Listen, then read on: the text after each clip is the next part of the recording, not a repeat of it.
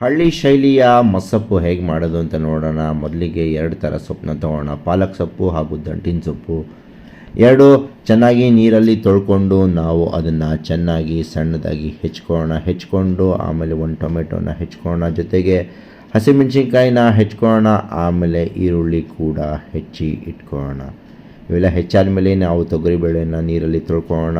ಆಮೇಲೆ ಕುಕ್ಕರ್ ಪಾತ್ರೆಗೆ ನಾವು ಹೆಚ್ಚಿಟ್ಕೊಂಡಿರುವ ಸೊಪ್ಪು, ಬೇಳೆ, ಟೊಮೆಟೊ, ಈರುಳ್ಳಿ, ಹಸಿಮೆಣಸಿನ್ಕಾಯಿ ಎಲ್ಲ ಹಾಕಿ ಮೇಲ್ಗಡೆ ನೀರೆಲ್ಲ ಹಾಕ್ಬಿಟ್ಟು ಆಮೇಲೆ ಅದಕ್ಕೆ ಅಡುಗೆಗೆ ಬಳಸುವ ಎಣ್ಣೆ ಹಾಗೂ ಅರಿಶಿನ ಎಲ್ಲ ಹಾಕಿ ನಾವು ಕುಕ್ಕರ್ನ ಮುಚ್ಚಿ ಮೇಲೆ ವಿಸಿಲ್ ಇಟ್ಟು 1-2-3 ಕೂಗಿದ ಮೇಲೆ ನಾವು ಅದನ್ನು ತೆಗೆದು ನೋಡಿದಾಗ ಚೆನ್ನಾಗಿ ಬೆಂದಿತ್ತು. ನಾವು ಅದರಲ್ಲಿರುವ ನೀರನ್ನೆಲ್ಲ ತೆಗೆದುಬಿಟ್ಟು ನಾವು ಅದನ್ನು ಮಿಕ್ಸಿ ಜಾರ್ಗೆ ಹಾಕ್ಕೊಂಡು ಚೆನ್ನಾಗಿ ರುಬ್ಬಿಟ್ಕೊಳ್ಳೋಣ.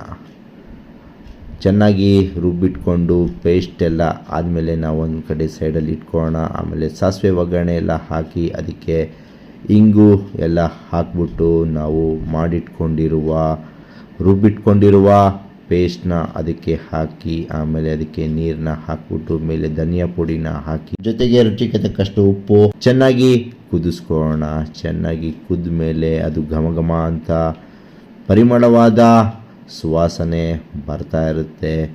ಈಗ ಹಳ್ಳಿ ಶೈಲಿಯ ಮಸಪ್ಪು ತಯಾರಾಗಿದೆ. ಇದನ್ನು ನಾವು ಅನ್ನಕ್ಕೆ ಹಾಕ್ಕೊಂಡು ಜೊತೆಗೆ ಉಪ್ಪಿನಕಾಯಿ ಇದ್ದರೆ ಇನ್ನೂ ತುಂಬಾ ಚೆನ್ನಾಗಿರುತ್ತೆ. ಟೇಸ್ಟ್ ಅಂತೂ ಅದ್ಭುತವಾಗಿತ್ತು. ನೀವು ಒಮ್ಮೆ ಮನೆಯಲ್ಲಿ ಈ ಥರ ಹಳ್ಳಿ ಶೈಲಿಯ ಮಸಪ್ಪನ್ನ ಟ್ರೈ ಮಾಡಿ ನೋಡಿ.